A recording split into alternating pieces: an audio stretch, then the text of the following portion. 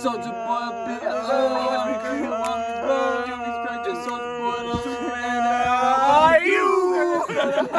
So this song is called Walk with a Shadow. He's gonna walk with a shadow. He's gonna see how his evil goes. He's gonna go where his demons go.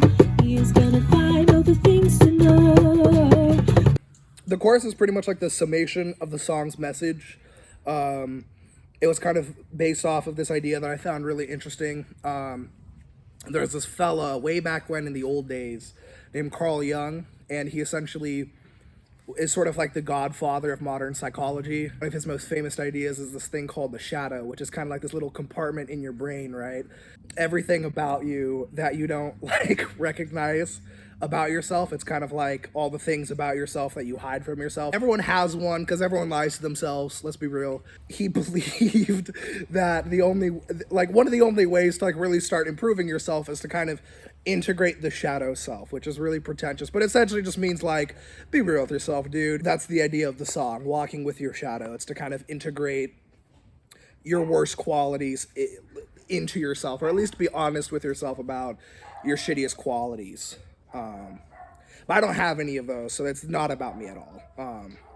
Unaware of the thickening veil that insulates this fragile man. So yeah, the first quatrain is kind of about like toxic masculinity and kind of how like when we're being raised, we're often taught to not express our feelings, and when we do, it's like through like super like aggro bursts of like frustration and fear. Men are not taught how to communicate our feelings well most of the time, not me.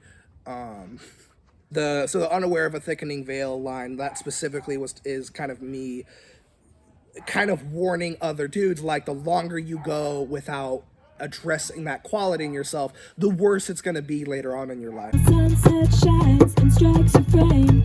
You project your sense of shame. And then you project your sense of shame, that's kind of like men, I feel like, get insecure when they have feelings. Bloodshed howls with a quirky smile. His enemies draped on a burning pile. Bloodshed howls with a quirky smile.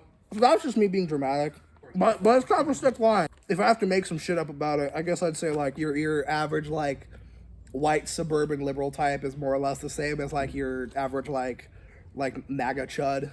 And Democrats especially can kind of like Kamala Harris, for instance, like she's kind of one of those people who she's like we won't ban fracking, BLM. No one's safe, not even I, from the terrors that await in the human mind. Yeah, no one's safe, not even I, from the terror that awaits in the human mind. Like, I think it's inevitable that a human being at some point in their life, sooner or later, you're gonna have to confront the fact that like you have some less than favorable qualities. And I feel like it's important that like, while I'm pretty much talking shit like this whole song, but in reality, I'm guilty of all the things I've been talking shit about, like toxic masculinity, like fucking not contributing to social causes the way that I know that I should be, especially being like a white man with all this power. So I'm essentially saying that like there are inevitable problems that a person is going to face in their life, and I'm no exception to that. There's one bad day from evil thing, a single drop in a filthy stain. So yeah, he's one bad day from evil think, that whole thing. That's kind of my inner cynic kind of coming forth. It's kind of like I think a lot of people's morality is a lot more fragile than they like to believe. Most people are really just like a few bad days from just like giving up on it. Like, I don't think anyone is out there like twirling their fucking mustache and being like, oh, I'm gonna do bad things in this world. But I feel like a lot of the worst things that happen in this world are out of negligence. Moral decay, rotten speak, a colorless void at the end of time. So moral decay, rotten speak, a colorless void at the end of time. That's just a sick ass line. That's just kind of a dramatic way to send off the lyrics of the song. Just badass, you know? But, you know, there will be an end to time as we know it. I don't fucking know, dude. Like, What's up, fuckers? that first quatrain was kind of more like just my thoughts at the time. Or some shit like that.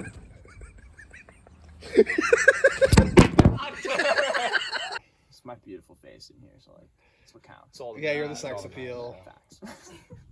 With the Cabela's hat too, like, Bro, Craig vibes. I This had is the it. craziest Mask I've on ever your seen you. chin. Yeah. No, you just gotta put it up to your literally Up to your deliberately. nose. What if you Maybe we deliberately should had it take up the to your mask off. Like, don't look at me like that. This is an example of toxic masculinity. So that's kind of what that line is about. Actually, I don't even want to comment on that shit. I can't read my notes. Speaking of toxic masculinity. Straight up, men are not taught how to have good handwriting. I can't name a single guy off the top of my head with a good handwriting. Thanks, boy. Name a literate male. Always. Yo, what's with this battle axe, bro? It's an authentic Chinese battle So axe. he literally thought that it was an authentic, like, medieval axe. And then What? I respect it. And then I found a sticker on it that said "Made in China," and I had to burst his bubble. Yeah, made in China in 1444. Yeah. That's the come on. Literally, yeah. Which is so fucked up. Like, you should just give the government to me, low key.